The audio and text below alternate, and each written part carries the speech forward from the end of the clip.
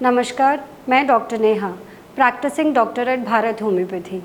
आज की इस वीडियो में हम बात करेंगे फैटी लिवर के बारे में और उसके कितने ग्रेड्स होते हैं। इंडिया की एक लेटेस्ट रिसर्च में ये पाया गया है कि हमारी पॉपुलेशन में 5 में से हर 2 लोग फैटी लिवर का प्रॉब्लम उनको है और ये इसका मतलब है कि ये एक बहुत ही कॉमन बीमारी है।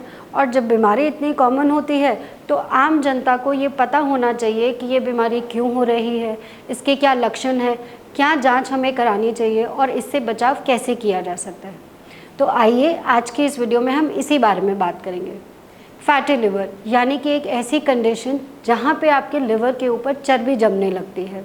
अब इसको हम कैटेगराइज कैसे करते हैं? इसको हम 3 ग्रेड्स में कैटेगराइज करते हैं, grade 1, grade 2 and grade 3। Grade 1 वो सिचुएशन होती है जहाँ पे लिवर के ऊपर 5 से 33% यानी 5 to 33% फैट डिपॉजिट हो जाता है। ग्रेड 2 वो सिचुएशन होती है जहाँ पे लिवर के ऊपर 34 to 66% फैट डिपॉजिट होने लगता है। और ग्रेड 3 वो सिचुएशन होती है जहाँ पे लिवर पे अबव 66% फैट डिपोजिशन होने लगता है। अब ये अगर आपको पता लगाना है तो जांच करानी है। इसके लिए एक आप नॉर्मल सिंपल अल्ट्रासाउंड कराएंगे तो उससे पता लग जाता है कि कितना फैटी लिवर है और उसका क्या ग्रेड है। अगर आपको और ज़्यादा डिटेल्ड डॉक्टर को लगता है डिटेल स्टडी करने की ज़रूरत है तो हम 2-3 जांचें और करा सकते हैं। फाइब्रो स्कैन करा सकते हैं या फिर नॉर्मली एब्डोमेन का सीटी स्कैन या एमआरआई करा सकते हैं। जांच वही कराते हैं जो डॉक्टर इंडिकेट करता है। अब ये जानते हैं कि अगर किसी को फैटी लिवर है तो पेशेंट को क्या लक्षण आते हैं।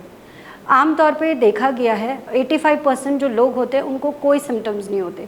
85% लोगों को फैटी लिवर से जो प्रॉब्लम्स होती हैं उसका कोई भी सिम्टम नहीं आता है।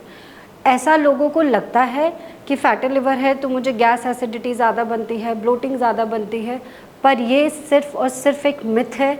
इस तरीके का कोई साइंटिफिक कोरिलेशन अभी तक पाया नहीं गया है।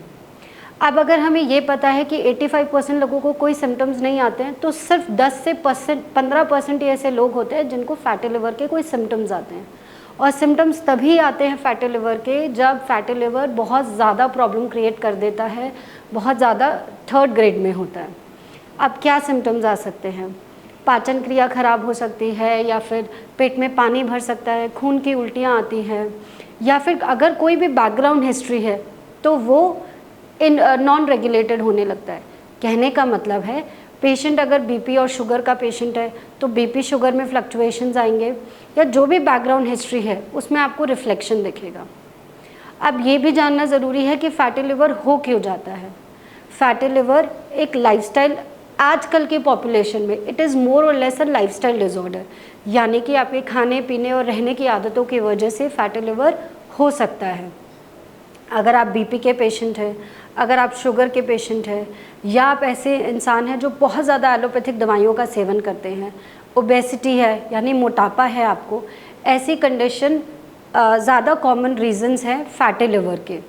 लेकिन और भी कुछ कारण होते हैं जो लेस कॉमन होते हैं, जैसे कि हेपेटाइटिस ए और सी से इन्फेक्शन हो जाना या कोलेस्ट्रॉल का ब्लड में मात्रा बढ़ जाना या फिर अल्कोहल का बहुत ज़्यादा सेवन करना। ये सारे कारण हो सकते हैं जिससे आपको फैटी लिवर डिसऑर्डर हो सकता है। आइए अब हम बात करते हैं कि फैटी लिवर से बचाव कैसे किया जा सकता है। फैटी लिवर से बचाव करने के लिए सबसे इम्पॉर्टेंट है आपकी लाइफस्टाइल। आपको एक अच्छी लाइफस्टाइल फॉलो करनी है। अगर आप अल्कोहल, स्मोकिंग या किसी भी ड्रग का सेवन करते हैं तो पहले तो उसको बंद करना है। अगर आप मोटापे से ग्रस्त हैं तो उससे छुटकारा पाइए। किसी भी तरीके से वेट लॉस को फॉलो करिए, अच्छा तरीका चुनिए वेट लॉस करने का। कोलेस्ट्रॉल की मात्रा बढ़ी हुई है तो उसको डाउन करने की कोशिश करिए। बीपी शुगर आपका नॉर्मल नहीं रहता है तो उसको नॉर्मल लाने की कोशिश करिए। और ऑब्वियसली अगर किसी टाइप का इन्फेक्शन है तो आपको वैसी दवाइयाँ खानी है। तो अगर आपको ये वीडियो देखने के बाद भी फैटी लिवर से रिलेटेड मन में कोई भी क्वेश्चन या कोई भी डाउट बचा है तो आप नीचे कमेंट सेक्शन में लिख सकते हैं। We will contact you back and we will reply you. Thank you so much.